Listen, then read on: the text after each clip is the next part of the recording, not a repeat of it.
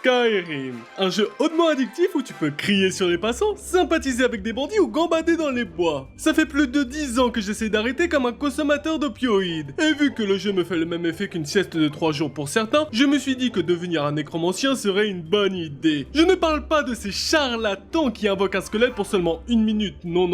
Je parle d'un vrai nécromancien avec une armée prête à effectuer des opérations spéciales en bord de ciel. Pour ceux qui ne le savent toujours pas, le jeu commence comme un lendemain de soirée, la tête dans les toilettes, à la différence qu'on veut me la couper. Alduin empêche ça encore une fois, et après avoir traversé un château en feu, je décide de m'enfuir avec le groupe de racistes locaux. Voyez-vous, ils ont une aversion profonde pour les elfes noirs, ce qui a été suffisant pour me convaincre d'en créer un. J'ai décidé de les aider, comme ça je peux avoir une relation amicale avec ces derniers, parfait pour exécuter mon plan sans accroc. Ne voulant pas me faire démasquer par ces derniers, je décide de ne pas utiliser de sort d'invocation, à la place une bonne vieille hache dans le crâne de mes adversaires suffit à me frayer un chemin hors d'ici. Une fois à Rivebois, je peux enfin utiliser mon sort de réanimation des corps. Alors oui, le nom fait rêver, mais en pratique, j'ai plus la sensation d'être un employé de crématorium très efficace parce que voyez-vous, le sort ne me permet de réanimer un corps que pour 60 secondes. À la fin de ce délai, le corps se transforme en cendres, ce qui est plus pratique pour disperser Papy que pour envahir le monde, soyons honnêtes. J'ai bien été chez le magicien de Blancherive afin de trouver de nouveaux sorts, mais ce dernier est aussi utile qu'un parapluie dans une avalanche.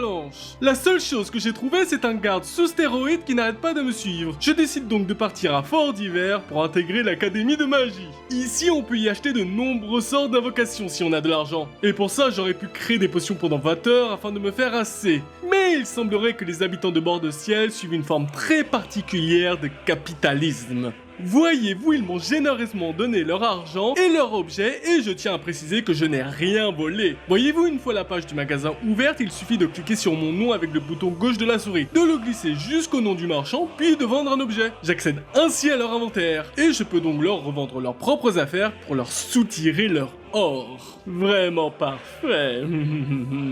Grâce à ces généreux dons, j'achète tous les sorts d'invocation disponibles. Parmi eux, un squelette jetable de 60 secondes, très utile comme bouclier humain. Avec lui à ma disposition, j'aide l'académie à piller légalement des tombes et faire la chasse aux sorcières pour des livres. Malheureusement, on est très loin de l'armée dont j'ai parlé, et l'académie ne veut pas m'aider, soi-disant parce que mes recherches sont dangereuses. Je dois donc me tourner vers la littérature, notamment un livre indiquant un artefact très puissant qui pourrait être utile à la nécromancie, et il serait dans une ruine abandonnée. Une fois sur place, j'entends une voix dans ma tête qui veut que je reparte, me faisant presque croire que j'ai une personnalité aimante et gentille qui veut mon bien. Et à partir de là, j'ai eu des expériences paranormales. Heureusement que je ne l'ai pas écouté parce qu'en fait c'était le fantôme d'une pilleuse qui est morte il y a longtemps. Et maintenant elle veut mon aide. J'accepte et je tue tout ce que je trouve à l'intérieur. Bien évidemment en pillant l'intégralité de tout ce que je peux trouver. Pour m'aider, j'ai une nouvelle invocation. Un fantôme qui, contre tout mon mana, est prêt à tuer tous mes ennemis. Après des heures à crapahuter dans ce donjon, je trouve finalement un morceau de clé. Et il m'en faut 3 autres afin d'atteindre l'objet de mes convoitises. 2 des morceaux sont très faciles à trouver. Le problème vient plutôt du 3e. Non pas parce que Skyrim est dur, mais plutôt parce que j'ai sûrement été bercé trop près du mur quand j'étais petit. Et j'ai donc mal lu les indications dans le livre du fantôme. En effet, ce dernier disait que la dernière pièce était au nord d'un donjon. J'ai donc passé 2 heures à essayer de rentrer dans le donjon afin de trouver la pièce. J'ai même effectué une quête indigne pour soigner des malades. Pour ça, j'ai dû chercher des bijoux afin de parler au dieu des drogués, puis j'ai affronté son prêtre qui m'a vomi partout dessus comme s'il venait de rater sa soirée Erasmus. Seulement après tout ça, je me suis rendu compte de mon erreur et j'ai finalement été au bon endroit pour trouver la 4e pièce qui était bien plus accessible. Une fois toutes les pièces en ma possession, j'ai ainsi pu ouvrir une fonderie naine. J'ai dû affronter une orbe de robots pour enfin pouvoir créer l'objet de mes convoitises.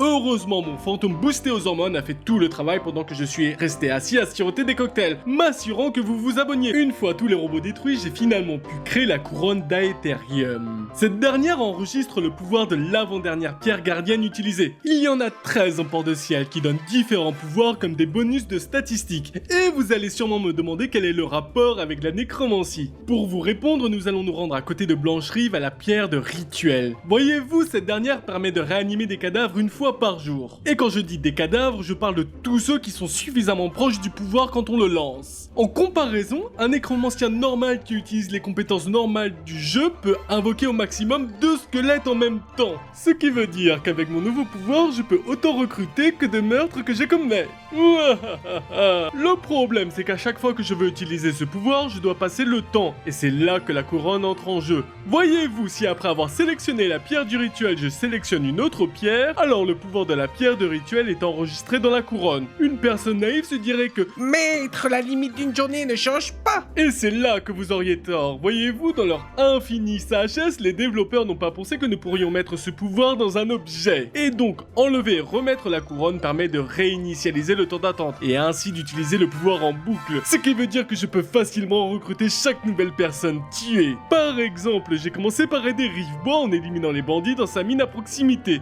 Bien évidemment, pour réussir à faire ça, j'ai recruté chacun de leurs morts afin qu'ils se battent contre leurs anciens partenaires. D'ailleurs, pour rendre l'utilisation du pouvoir très simple, il est dans mes favoris. Une fois tous les bandits tués, je les ai envoyés attaquer Rivebois afin de me faire une véritable petite armée. Bon, elle a eu quelques problèmes contre les gardes de Blanche-Rive, mais vu que je peux spammer ma compétence, ça n'a aucune importance. J'ai même testé mon armée contre des géants et des mammouths et ça n'a jamais été aussi simple de les battre. Bon, par contre, ils sont un peu trop grands donc ils ne peuvent pas rentrer en ville. Mais ça n'a aucune importance puisque mes autres zombies sont là. Ils vont pouvoir s'occuper de recruter des zombies pour moi ici. Vous